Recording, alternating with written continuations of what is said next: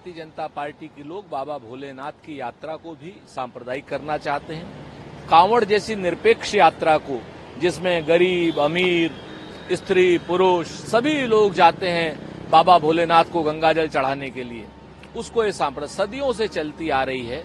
सदियों से लोग, तमाम धर्मों के लोग इसकी सेवा करते हैं। मैं खुद मुजफ्फरनगर का रहने वाला, सहारनपुर का रहने वाला हूं। वहां पर सेवा करते हैं लोग, छबील लगाते हैं, वहां पर लोग भंडारे लगाते हैं, वहां पर यात्रियों के आराम की व्यवस्था करते हैं। उसमें सब धर्मों के लोग होते हैं। और भारतीय जनता पार्टी वालों, अगर आप मुस्लिम्स की ऐसी बात करोगे तो क्या अमरनाथ की यात्रा बगैर मुस्लिम्स के संभव है? अमरनाथ का शिवलिंग, बाबा अमरनाथ का सिंगली बाबा भोलेनाथ का जो अमरनाथ का शिवलिंग है, वो किसने खोजा था?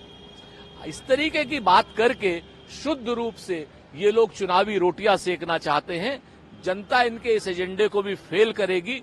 जो इनको चोट अयोध्या में और बद्रीनाथ में दी है, आने वाले समय में बाबा भोलेनाथ पूरे देश में देंगे।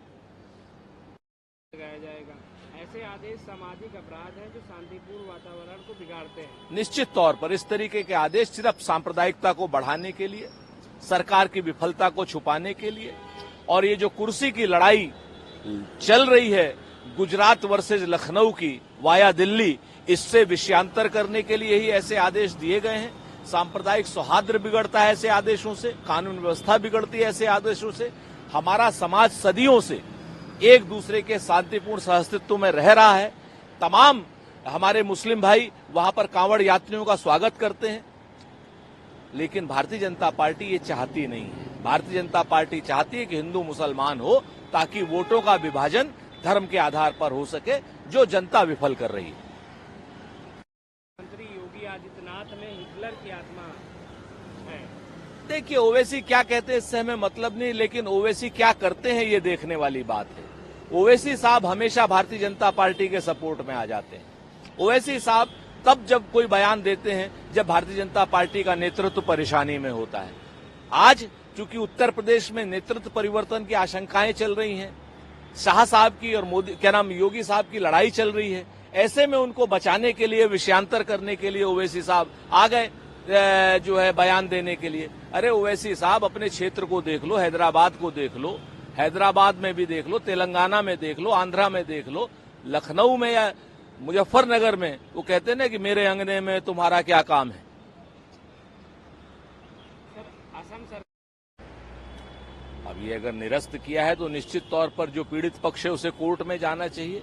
और हेमंत बिश्व शर्मा तो अपनी सांप्रदायिक नीतियों के कारण, विभाजनकारी नीतियों के कारण ही जाने जा रहे हैं। हमें उच्चतम सूत्रों से पता चला है कि भारतीय जनता पार्टी का नेतृत्व कई हेमंत शर्मा को हटाने की तैयारी कर रहा है, और हेमंत बिश्व शर्मा इसीलिए ये छटपटाहट में ऐसे फिजूल के कार्य कर रहे हैं जो कोर्ट में नहीं टिकेंगे, संविधान में नहीं टिकेंगे। कोर्ट में लोग जाएंगे और इनकी इस बात को निरस्त कराएंगे। सर रहेगा।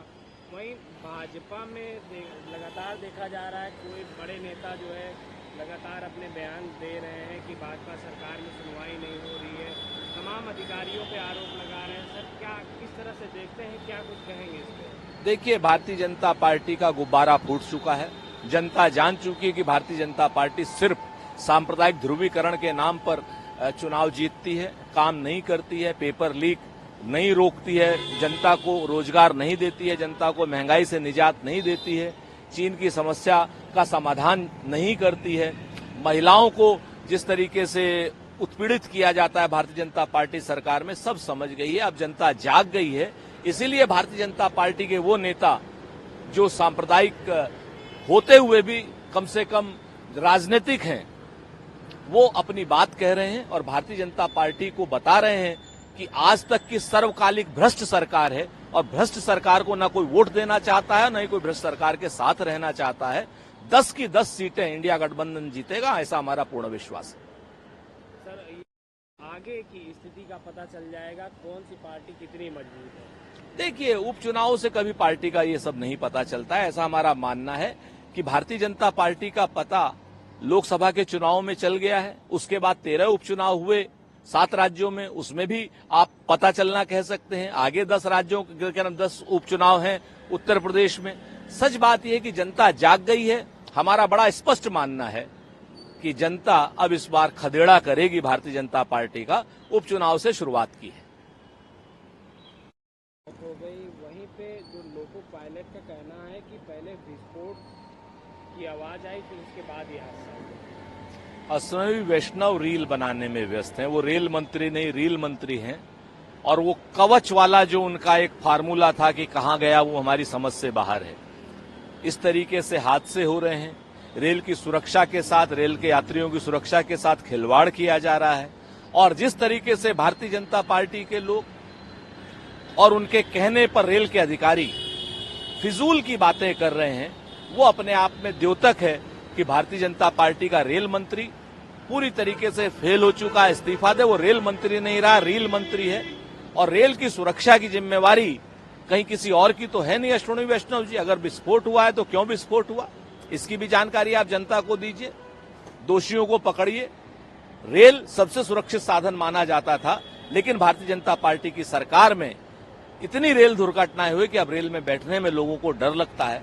आने वाले समय में इस्तीफा तो इस रेल मंत्री का होगा नहीं, ऐसा हमारा पूर्ण विश्वास है। भारतीय जनता पार्टी के लोगों को हम जानते हैं, बहुत असंवेदनशील हैं।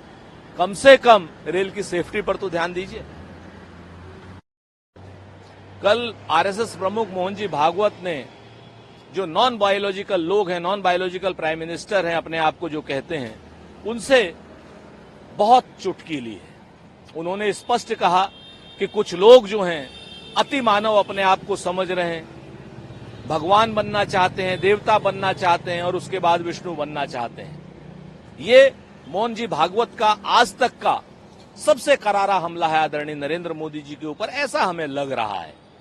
उन्होंने प्रत्यक्ष नहीं परोक्ष रूप से ऐसा हमला बोला है और इससे स्पष्ट हो रहा है कि कहीं ना कहीं संघ भी भारतीय जनता पार्टी से और श्री नरेंद्र मोदी जी से पीछा छुड़ाना चाहता है और देश को नया प्रधानमंत्री देना चाहता है। ये मोहन जी भागवत से।